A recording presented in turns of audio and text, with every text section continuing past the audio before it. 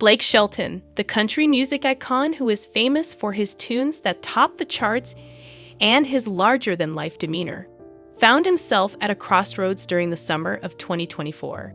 The Oklahoma native had reached the point of exhaustion after 20 years of nonstop traveling, recording, and mentoring on The Voice. The monotony of his profession, which had been a source of happiness in the past, had left him feeling separated from his roots and devoid of inspiration. Shelton, in search of peace, decided to take an impromptu trip to Italy. This trip would prove to be revolutionary, as it would rekindle his passion for music and reshape his view on life. In an open and honest assessment, Shelton discusses how the people, scenery, and culture of Italy made it possible for him to recover his creative spark and achieve a sense of equilibrium despite the craziness of celebrity. At the point of no return, despite the fact that Shelton's career had reached its pinnacle by the beginning of 2024, he experienced a sense of emptiness. The arenas on his Back to the Honky Tonk tour were completely sold out. His most recent album was climbing the charts, and his Ole Red bar chain was growing. However, the weight of the demands of continual travel, appearances in the media, and studio sessions had begun to weigh heavily. Shelton recalls, "I was running on fumes," as he puts it. Looking out at a crowd of 20,000 people, I would get the impression that I was just going through the motions. That is not who I am. I live for those moments when the music hits you like a freight train, she said. Shelton noticed that the excitement of performance had been eclipsed by tiredness, and he was aware that he required a change. A trip to Italy was not something that was planned in advance. It was after a late-night drink of whiskey that his wife, Gwen Stefani, proposed that they go out from their Nashville bubble and go somewhere that was radically different from where they were. It seemed as though Italy, with its promise of history, beauty, and simplicity, would be the ideal remedy for Shelton while he was experiencing burnout. "I'd never been," he comes clean about.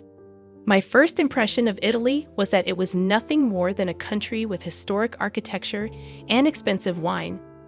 Man, was I in the wrong." Almost immediately, they boarded an aircraft and embarked on a journey that would alter the course of their lives for the next 3 weeks, exploring the enchantment of Italy. After arriving in Rome, Shelton was immediately intrigued by the city's unique combination of antique splendor and lively street life. This was the beginning of his quest. He experienced a profound sense of awe and reverence for the past as he strolled into the Colosseum. "You are standing in the same place where gladiators battled 2,000 years ago," he says. "It makes your problems seem like they are more manageable." The pandemonium of Rome, with its scooters whizzing along small streets, vendors selling gelato, and couples laughing over espresso, brought to his mind the energy that he cherished in honky-tonks. But with a new taste, Shelton was inspired to pick up a guitar for the first time in months as a result of the spontaneity that he and Stefani experienced while spending evenings in Trastevere. They ate cacio e pepe and listened to street performers. After departing from Rome, they traveled to the Amalfi Coast, where the azure waters and cliffside villages of Positano and Ravello seemed like something out of a dream. "As a country boy, I'm used to driving on dirt roads and flat land," Shelton says with a chuckle. But those perspectives, when you hear them, it's like a nice tune. During his time here, he started writing in a journal, which was something he hadn't done since he was a young songwriter. He did this while sitting on a balcony that overlooked the ocean. The lyrics, which were about love, longing, and the pleasure of slowing down, came out in a seemingly endless stream. The following line, which was written down on a napkin, would subsequently be used as the chorus for a song that would be included on his album Boots and Buckles, which was released in 2025. "Take me where the waves sing soft and low / where time don't rush and hearts can grow." Shelton arrived at Tuscany, the final destination, and it was in this place that he discovered the core of his metamorphosis. During his time in the region, he immersed himself in the slower pace of life by staying at a rustic farmhouse close to Siena. The mornings were spent exploring vineyards and gaining knowledge about winemaking from members of the community who saw their trade as an art form. According to him, they would talk about soil and seasons in the same way that I talk about a guitar riff.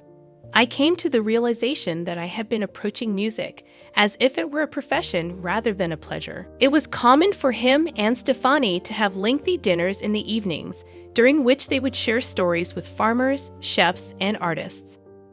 The storytelling that is at the heart of country music was brought to Shelton's attention by these chats, which frequently took place over bottles of Chianti. What we can learn from the locals. Shelton was particularly impressed by the Italian way of life, which he referred to as la dolce vita, which means the art of savoring the moment. They don't rush, he wistfully observes. When they eat, it takes them 3 hours, and nobody is checking their phone during that time. It is all about how you connect.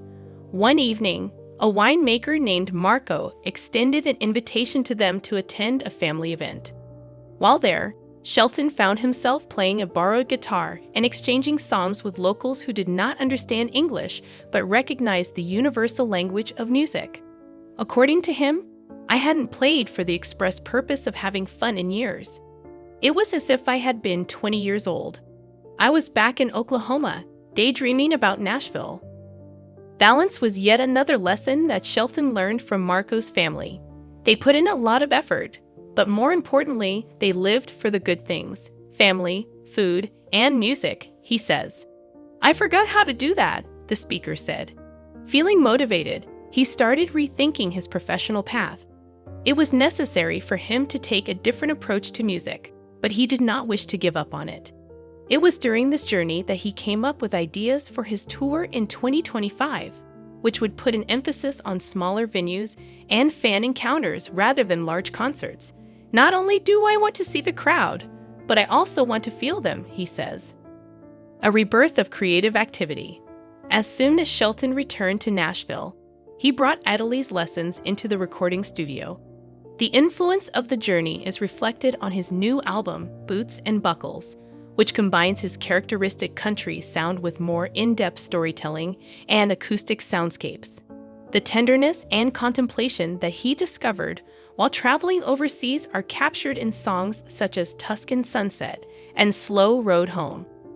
He claims that it is the most truthful album he has produced in a number of years. Fans, many of whom have followed his journey through social media posts about the trip, believe that the album's themes, love, atonement, and finding peace, resonate with them. Shelton's personal life was also altered as a result of the trip. His relationship with Stefani, which was strengthened by shared moments that were not tainted by the pressures of work, grew deeper as they worked together on a duet that was inspired by their evenings spent in Amalfi. Shelton also started making spending time with his family and friends a priority, and he started throwing dinners in the Italian way at his ranch in Oklahoma. He chuckles and says, "I'm cooking pasta right now." Who would have considered that? It's a new chapter. In the process of preparing for his summer tour in 2025, Shelton is approaching it with a newfound sense of enthusiasm. There will be homages to Italy throughout the Back to the Honky Tonk tour, including merchandise with a wine theme and a stage design that is modeled after Tuscan homes. Even more significantly, it will demonstrate his dedication to maintaining a connection with his art and the people who support him. It was in Italy that he learned to calm down and rediscover the joy in doing what he does. I am not simply singing songs, rather, I am telling stories that are significant. The journey was more than just a holiday for Shelton. It was a means of survival for him. Not only did it remind him of the reasons he fell in love with music, but it also taught him how to live his life with intention. Despite the fact that he is getting ready to perform in 2025, he is carrying the spirit of Italy with him. This serves as a reminder that even in the midst of the whirlwind of fame, there is always time for the luxurious lifestyle.